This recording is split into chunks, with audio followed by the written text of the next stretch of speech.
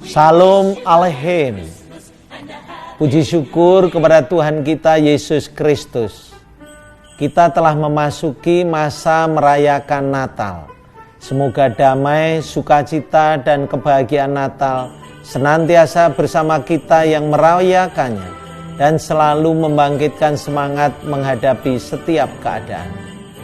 Saya mengajak, marilah sama-sama kita saling bahu-membahu, menjaga ketenangan, menolong mereka yang membutuhkan dengan tetap menjalankan protokol kesehatan agar terlindungi dari COVID-19.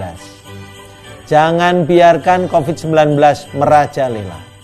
Lakukan 3M. Perbanyak makan buah dan sayur, minum jamu atau ramuan tradisional, dan aktiflah berolahraga sesuai aturan yang berlaku. Dengan demikian kita menciptakan kehidupan bangsa dan negara yang sehat lahir dan batin.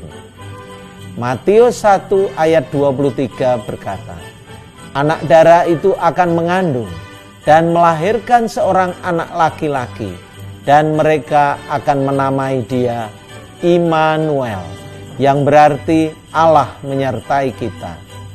Mazmur 121 ayat 1-8. Dari manakah akan datang pertolongan? Pertolongan ialah dari Tuhan yang menjadikan langit dan bumi. Biarlah Tuhan tetap menyertai kita dalam melaksanakan tugas pelayanan di masa adaptasi kebiasaan baru.